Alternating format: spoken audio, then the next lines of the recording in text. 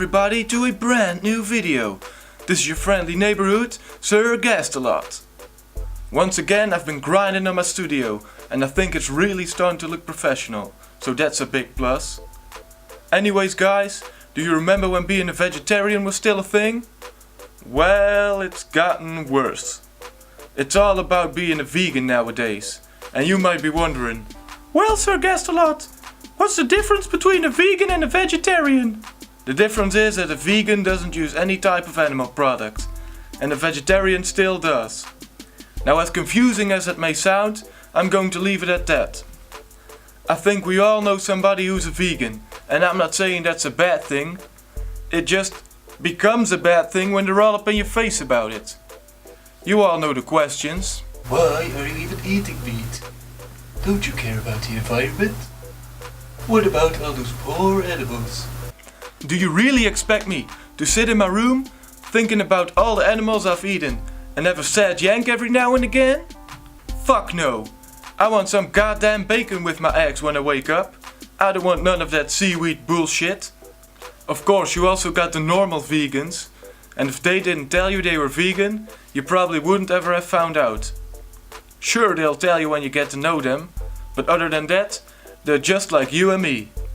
I like to call them the daywalkers, because they are very hard to spot. Then you've got the braggy douchebag vegan, who has to tell the whole world he's a vegan. You know, constantly reminding people he's a changed man. Telling everybody within the first 5 minutes of conversation he's a vegan, and posting pictures of every meal everywhere. It's almost like a Tourette syndrome or something like that. And I like to call these people the Toyota Prius drivers of vegans. But what if you got a braggy douchebag vegan who literally drives a Prius? Well, I'm glad you asked. That's when you know you're dealing with a psycho vegan, and they'll try everything to convince you that you're bad and you need to become a vegan too. Hell, that's nothing. Check this guy out. And when I see babies in a stroller, especially when they're crying, I just want to put my foot through the fucking thing and step on it until it's nothing but blood and pulp on the fucking pavement! So you're telling me that this guy would rather assault and kill a child than an animal? Now that's some fucked up logic if I've ever heard it. Don't these soy boys know about the natural selection in the food chain? I mean, what would they think would happen if we don't kill animals anymore? It'll become fucking chaos with cows and other farm animals all over the place. And eventually, you'll have to kill them whether you like it or not. Why can't these people just have a burger and be like everybody else? As a non-vegan, I can't help but wonder. What would a vegan do when they're trying to sleep and a goddamn mosquito is keeping them up in the middle of the night? Do they smash the fucker against the wall? Or do they stay up for another hour just so they can catch a mosquito and release it? We interrupt this program to bring you a special report. Yes, thank you, Tom. We have to inform you that vegans are now a threat to national security. Documents released by the FDA show us that most of these so-called vegans are battling what most people call having a mental breakdown. This shows us that it's most likely caused by the shortage of proteins, which makes their brains not function properly anymore. The US Customs released a statement saying, "They appeared to smuggle banana knives on airplanes, and there are some witnesses who have told that some even sharpen carrots to serve as crude shanks." Well, if that isn't sad news, I don't know what is. At this point, it's just waiting for vegan ISIS to attack. And in another story, numbers of deaths caused by vegetable-related accidents have skyrocketed over the course of last year. Scientists say that there can only be one logical explanation.